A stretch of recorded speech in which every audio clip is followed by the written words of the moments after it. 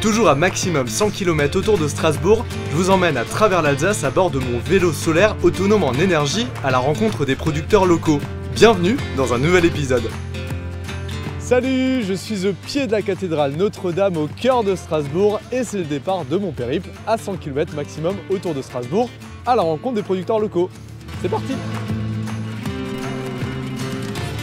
C'est parti!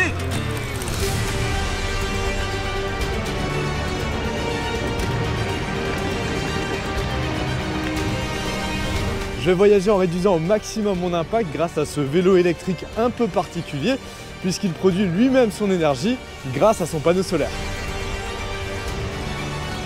Ma première rencontre a lieu à seulement 4 km ici, c'est dans une véritable ferme urbaine, mais d'abord je vous emmène faire un petit tour dans Strasbourg.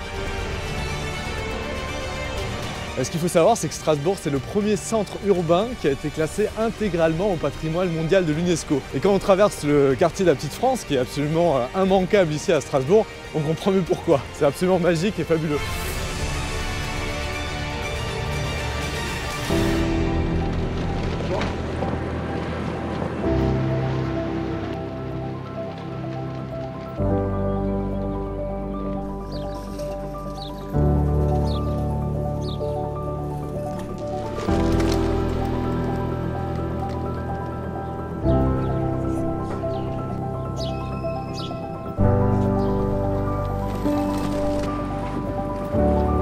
Trop beau Strasbourg, c'est dingue.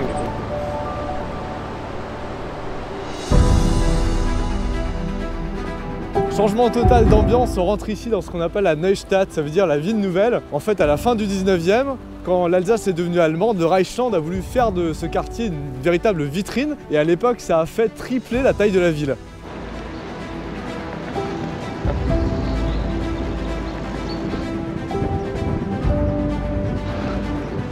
On a à peine quitté le centre historique de la ville de Strasbourg, on arrive dans le quartier des institutions européennes. C'est vrai que l'Europe ici, elle se vit quotidiennement. Et quand on voit ce Parlement européen, on comprend mieux pourquoi. C'est vrai que c'est assez impressionnant.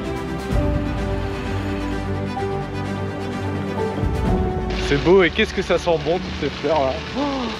Ça sent le printemps, c'est fabuleux, quel bonheur de faire du vélo ici à Strasbourg. C'est vraiment une ville verte, il y a des parcs de partout. Ici on est dans le parc de l'Orangerie. Et c'est typiquement à l'image de tous les parcs qui sont au cœur de la ville. Du pur bonheur. Qu'est-ce que c'est beau. Le parc de l'Orangerie, c'est magnifique.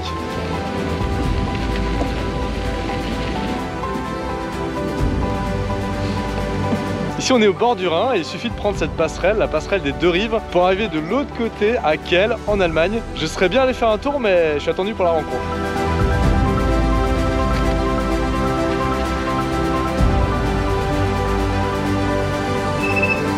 C'est vraiment fou de voir à quel point la ville peut changer. Ici, on est dans un ancien quartier industriel qui a été laissé à l'abandon. Et aujourd'hui, le quartier est totalement en train de se réinventer. Il y a même la première tour à énergie positive au monde. Elle est là.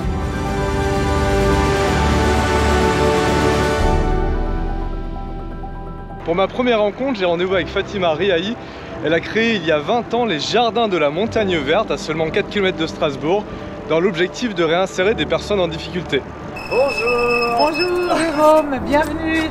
Merci bienvenue beaucoup. en Alsace et bienvenue au Jardin de la Montagne Verte. Ah c'est ici alors, voilà, génial, c'est ça. Moi, je suis trop content d'être là. Voilà, allons-y. Allez, je te suis du coup. Oui, avec plaisir, Allez, on y c'est va. parti. Tous les jardiniers amateurs et les jardiniers professionnels viennent chercher des plants bio. Ici, vous êtes au Jardin de la Montagne Verte à Strasbourg, sur le quartier ouest.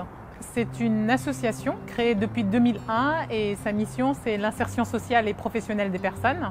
Et pour ce faire, eh bien, on utilise un support d'activité qu'est le maraîchage biologique et la production de plantes aromatiques et médicinales.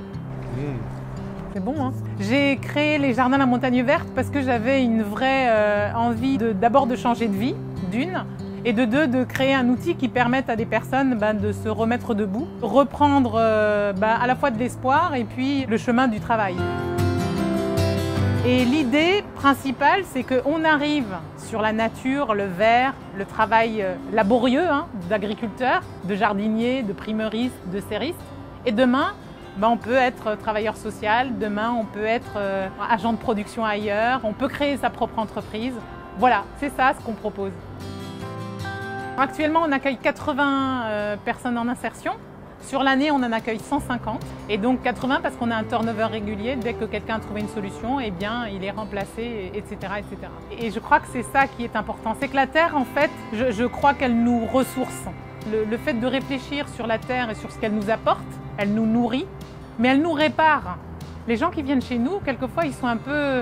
Voilà, il y a des accidents de la vie, ils sont fatigués, ils sont un peu déglingués, il y a des choses qu'on n'a pas prévues dans sa vie et qui nous arrivent. Et bien, le fait de retravailler la terre, le fait de faire vivre quelque chose sur la terre, de le faire pousser, d'être en contact avec du vivant, eh bien ça c'est réparateur. Ça permet en fait de se reconstruire un peu chaque jour au rythme des saisons. Notre production, elle est principalement distribuée avec des adhérents, c'est-à-dire des gens qui décident d'avoir un vrai engagement sur leur consommation quotidienne. Donc il y a ça. Ensuite, on distribue dans les Biocoop. On distribue aussi sur notre point de vente ici, directement à la ferme. Et voilà, on distribue à peu près 2,5 tonnes de légumes par semaine. Quand j'ai créé les jardins, l'idée c'était de dire comment est-ce qu'on rapproche le travail des gens les plus en difficulté, qu'est-ce qu'on met à leur disposition pour travailler, qu'est-ce qu'on met à leur disposition pour se remettre debout. Et en face, la ville, on a des citoyens, des citadins qui n'ont jamais vu comment ça pousse. Donc c'est vrai que l'idée de se dire on rapproche à la fois le besoin de travailler, ils ont besoin de travailler, les autres ont besoin de légumes, et bien en fait l'idée elle était là. Aujourd'hui, ce qui me rend le plus fier, d'avoir mis un petit bout de puzzle dans la vie des autres et que ça a permis de le compléter. C'est assez extraordinaire et je crois que c'est ça ma fierté.